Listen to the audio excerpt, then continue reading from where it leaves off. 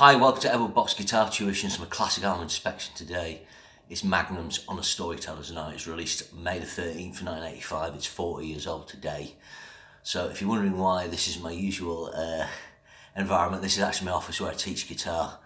Unfortunately, I had a lesson cancellation, so I've got a bit of spare time, so I'm like, right, let's do this. Magnum were in a kind of strange situation when they did this album. They'd had a really bad relationship with Jet Records, who they'd been with going all the way back to their Kingdom of Madness album. That was actually recorded in 1976, but wasn't released till 78. Then they did, it charted, I think, number 58. And then they did Magnum 2, which is a really good album. I think it's better in some ways. That didn't do anything. Then they did their live album, Marauder, which managed to capture what I call the new Wobham wave, the bounce, so to speak. So that, I think that made in the 30s in the UK chart. So that kind of kept them bubbling away. I remember they had, features in Kerrang and that. They're always a very respected band. And then they did the Chase the Dragon album, which was actually recorded in 1980, but wasn't put out until 1982. And then they did the 11th Hour the year after.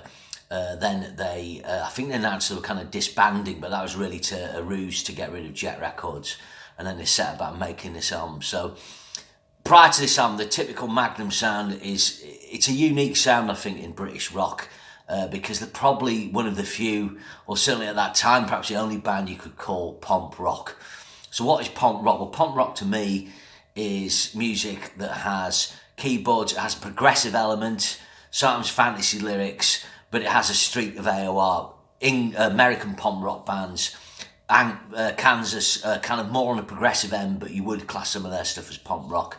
Certainly Styx as well. Angel started off as pomp rock. Typically these bands, as they go through the 70s, they get more commercial and move the progressive and fantasy elements out of the lyrics. The other thing which with these bands as well, they tend to have quite high singers with like a big register or a higher kind of tone to the voice. So what was interesting about Magnum, I would say Bob Catley's more of a kind of Coverdale or Paul Rodgers type of singer. He's in that slightly lower mid-range level. At times you can push a bit higher, but it just gives Magnum a uniquely British sound. Their sound doesn't have any kind of sharp edges. Their keyboard parts tend to be a bit mellower. They're not sort of widdly and so forth.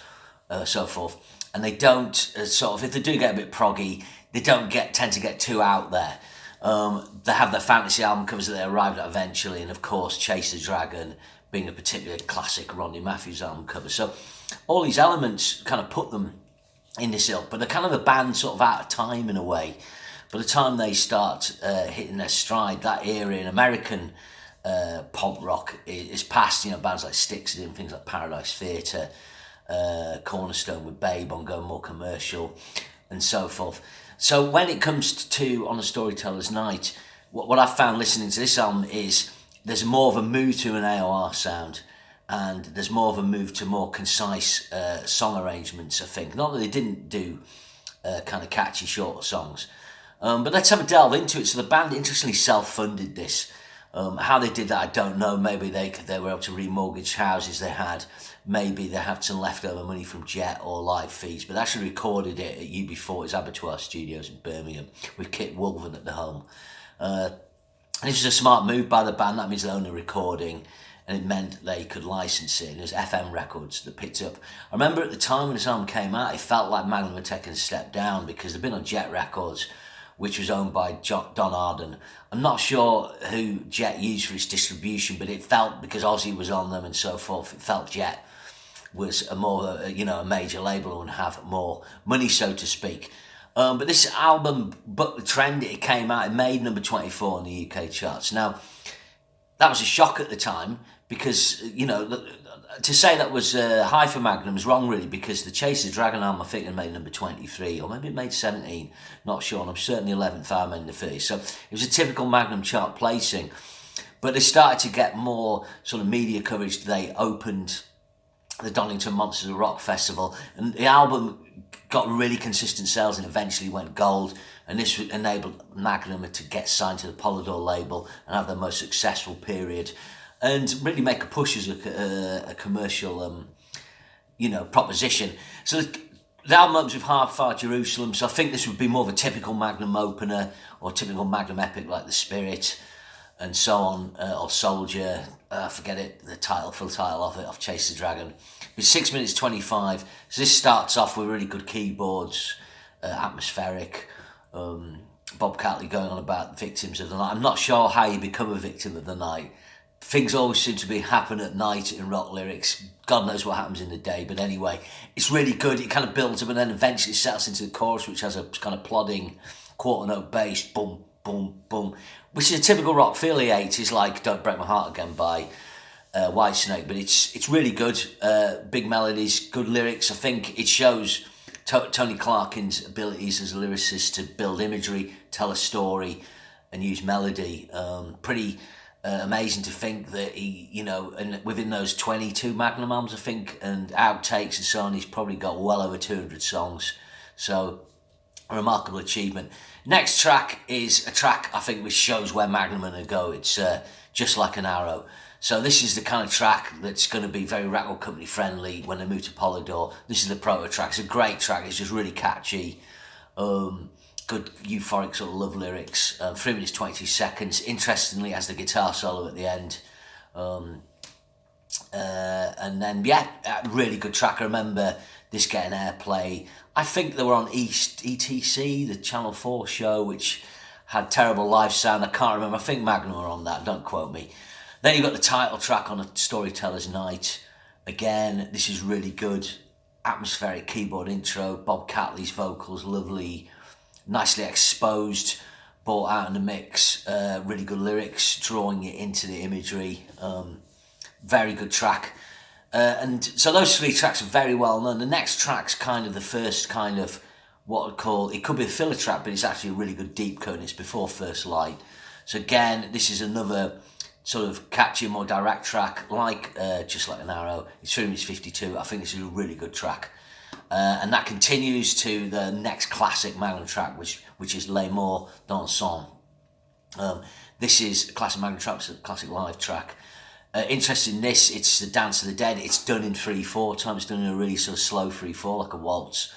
The lyrics are really good. It's actually about World War One, and the when you have the bodies that hung on the barbed wire once they've gone over the top and been killed, and then when a bomb would go off, they'd rattle or wave on the wire, and the soldiers who could see that, they call it a Dance of the Dead. So it's got a morbid background, but it's got something quite euphoric about this. It's about them going up to heaven, the spirits. The track builds, it starts off really slow and it kind of keeps the same thing going, really. Same kind of progression, really, and it just builds. Very, very good songwriting. The kind of songwriting that's where someone's written songs a long time and they know how to build something out of a simple idea. One thing I should say about Tony Clarkin's chord progressions, he quite likes a major key a lot, and he's quite content to use sort of 1-5-4 progressions or 1-5-6-4. This would be, if you're looking for a comparison, would be like More Than the Feeling by Boston or Since You've Been Gone by Rainbow. It's those type of chord movements that he likes to use. So I'd say the next two tracks for me, people might disagree. I think these are the filler tracks. I don't feel it'll let the album down, but this is where it takes... No, sorry, apologies. Endless Love, sorry. So your next three tracks, Endless Love's the next one. I think this is a good album track. It's 4 minutes 30. In a minor key. It's got a different mood, a nice sort of swaying rhythm. But the two tracks after that, you've got Two Hearts and Steal Your Heart. To start off with, they've both got heart in the title. Although Steal Your Heart has got a really catchy chorus. That's quite an earworm, and I know people like Two Hearts. So I don't think these are bad tracks, but I just think these are the filler tracks. Your first six tracks are really, really strong, and it's very difficult to do an album where you've got that amount of tracks off the bat that are really good. So full credit to Magnum and Tony Martin. But then the album picks up for the end with All England Eyes, which is another live favourite, 4 minutes and 47 seconds. Really good. I'm not sure what the lyrics are about on this, but it's good. And then it finishes with The Last Dance, which is a ballad. It's something a lot of people relate to. It's like you go to the nightclub, you're drunk, you haven't tapped off, you haven't met anyone, and there's still a last dance, there's still that last, 5 minutes to maybe partner up for the night. If not, you're walking home. If you live in Newcastle and went to the Mayfair, the typical scenario was you went and got drunk, you didn't get any, meet a girl. It got to the end of the night, you walked home in the freezing cold or the pissing rain and went back to a house with no central heating, woke up with a stinking hangover. But anyway, Tony's putting a nice sort of melancholic, romantic view of this, and I like it. So that's it overall. I might give it an 8 out of 10, but for many Magnum fans, this would be a 10 or a 9 out of 10. But contextually, it's interesting where this fits in, I think. I think the production is smoother. Prior to this, they'd done work with Jeff Glicksman. Sometimes it does suffer from that being swamped in reverb a little bit. Sometimes Bob's vocals are a little lost. Sometimes the drums could have more punch. Tony's guitar's got kind of quite swirly chorus on it, which smooths it off. But I do think it is a good sounding record. It doesn't go too far. It doesn't tip over the edge with that. And considering effectively they've probably done it on a reduced budget, all their experiences come into making this good. All the band give good performances. Jim Simpson brings a lot of punch to the drums. Wally Lowe's bass is good. Bob and Tony are great. And I should just mention, actually, is it on Endless Love, I think, Mark Stanwood is a really good keyboard motif before the second verse, and that's really effective as well. So all the players know what they're doing. So this time in British rock, basically, you'd have the new Wobham, Maiden, Leopard and Saxon. Maiden, Leopard in particular, had great success. Other bands had some success on the back of that with charting albums like Tigers of Pantone and Diamond Head. But once you sort of got past 82, the big bands were still big, like Saxon did tail off a bit. But there wasn't really anything coming through. There's a lot of bands trying to come through in the second wave, like Tokyo Blade, Baby Taku, and so forth. And you got various features in Kerrang. But I think Magnum with this album showed that a British rock band could have British chart success, could have a gold album. If you remember, when Iron Maiden, had gold albums, didn't go platinum, not at that point. Saxon had silver and gold albums. So the fact that Magnum got a gold album with this put them up there with, UFO or Saxon or Priest and so on. So I think that sort of showed the way. And around this time, the year after, you did get bands like FM putting albums out, Shy putting an album out in 1985. You had various other AOR type bands, Jagged Edge later on.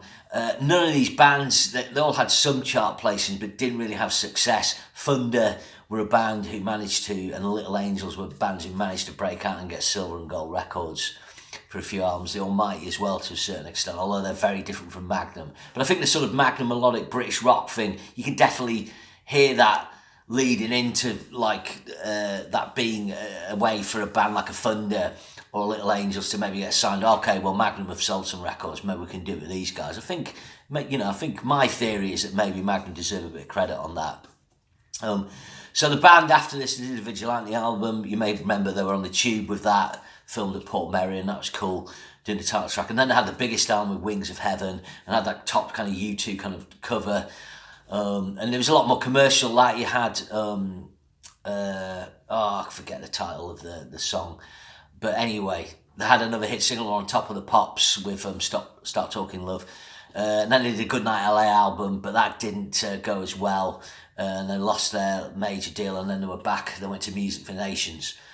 So this was sort of the beginning of Magnum's journey for their peak commercial success, which did involve them, headlining a hometown gig at the NEC, playing Wembley Arena. So they did get very popular in Britain. They did really well. Unfortunately, it didn't happen in the States, but as Tony Clarkin said in an interview, Magnum weren't the kind of band that were going to be big in the States. Record company, they had big ideas, but, he understood that really they didn't really look glamorous enough and so on. So, yeah, Storytellers, it's 40 years old, one of the all-time great album covers, right up there with the very best fantasy album covers, Ronnie Matthews' finest work. So 40 years old today. Remember to share and subscribe, and I'll see you again soon. Cheers.